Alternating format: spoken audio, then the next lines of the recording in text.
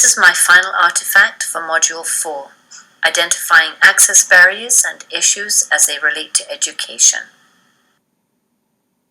According to the English Oxford Dictionary, the word barrier is defined as a circumstance or obstacle that keeps people or things apart or prevents communication or progress. So many children not only face and endure one barrier, but multiple barriers.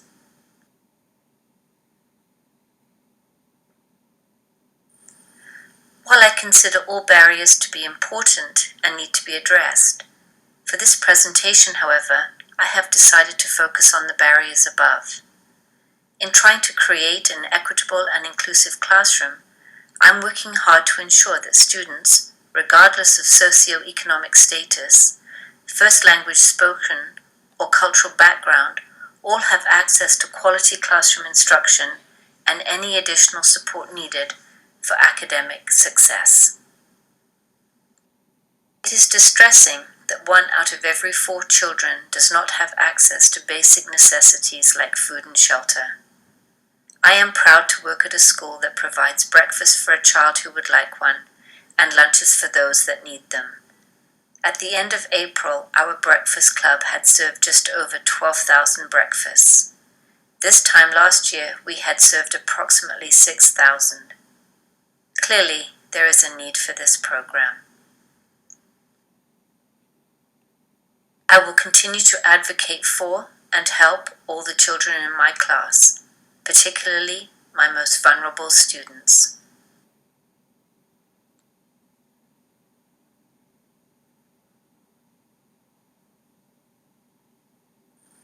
Modeling correct behavior is always paramount, but especially for those children whose social skills are lacking. I will try to ensure that I am always being a positive role model.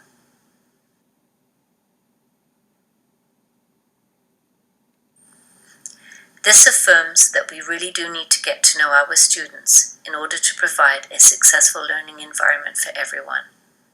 I will continue to do my All About Me project in September, so I get to know my students and their cultural backgrounds, and can then tailor and/or adjust my instruction accordingly.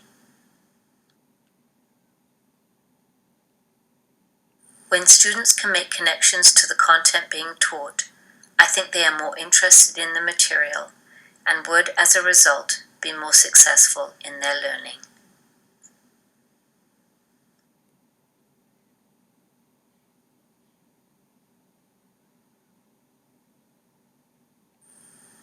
I'm a big supporter of interactive communication. These conversations are richer and more inclusive, resulting in a wonderful variety of ideas and opinions.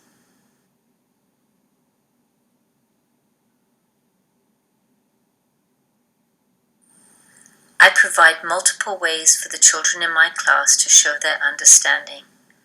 I differentiate my instruction and regularly conference with students to provide feedback in order to help them grow as learners.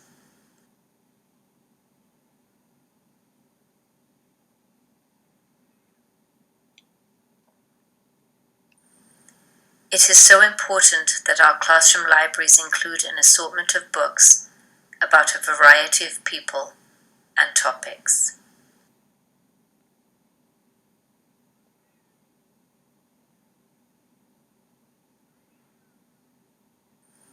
I feel very strongly that the teacher should not always be the one talking. Children provide a wonderful perspective and understanding on a variety of topics when they are given an opportunity to talk about what they know. I think it is so beneficial to take turns.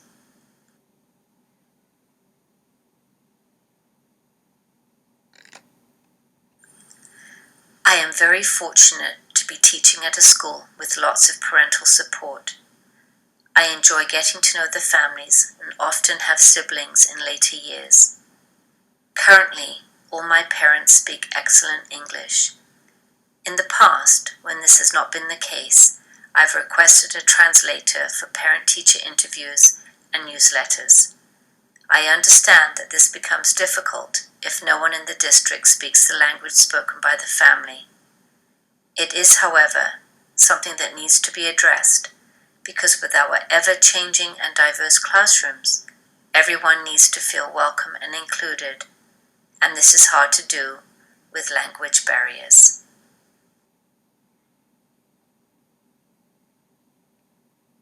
Both my English language learners speak different languages.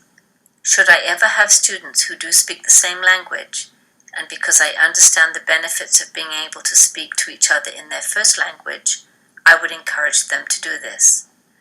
To ensure I am providing the best possible learning environment for my English language learners, I regularly ask our ELL teacher for advice and suggestions on how to help these students.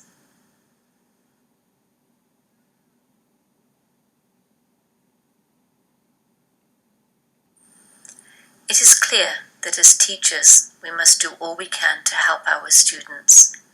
In order to help remove the barriers that so many children face, we must work hard to ensure that any personal biases or prejudices we have do not impact our students and their learning. This concludes my presentation. Thank you.